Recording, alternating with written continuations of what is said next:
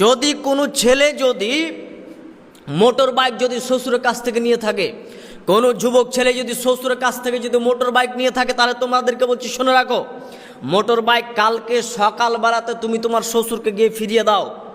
জাব্বাজি, motor bike নিয়েছিলাম, বড় ভুল করেছি, আগে বুঝতে পারিনি, এখন বুঝতে পেরেছি যে মোটর বাইক নেওয়াটা আমার অপরাধ হয়েছে। আপনি আপনার বাবাকে, আপনার শ্বশুর মশাইকে এই মোটর বাইকটি আপনি ফেরত দেবেন। শ্বশুর এবার যদি বলে আচ্ছা ঠিক আছে বাবা, যা হয়েছে হয়েছে, আমি এটা কোনো কিছু মনে করলাম না, তুমি ব্যবহার করো, তাহলে তোমার জন্য বাঁচার পথ রয়েছে।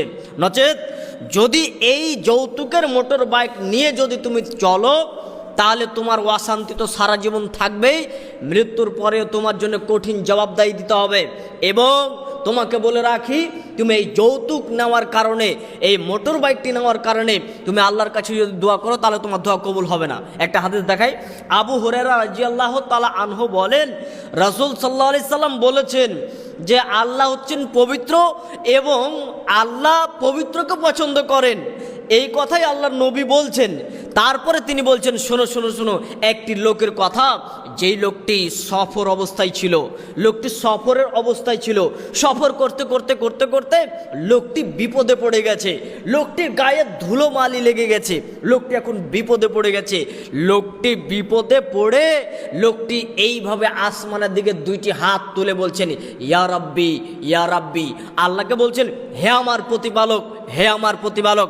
এইভাবে লোকটি দোয়া করতেই আছে করতেই আছে।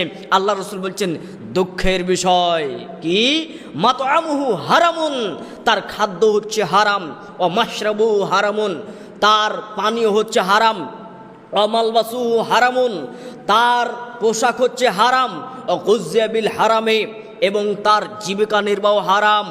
এগুলো হারাম বলতে বলতে আল্লাহ রসুল বলছেন যে আন্না ইস্তাবিজ লাহু, তার দোয়া কি করে কবুল হতে পারে। আল্লাহ রসুল বলছেন আন্না ইস্তাজুব লাহু, তার দোয়া কি করে কবুল হতে পারে। যেই লোকটির কাছে খাবারও রয়েছে হারাম, পানপাত্র রয়েছে হারাম, যার জীবিকা নির্বাহ হারাম, যার পোশাক হচ্ছে হারাম, এই লোকটির দোয়া কি করে কবুল হতে পারে।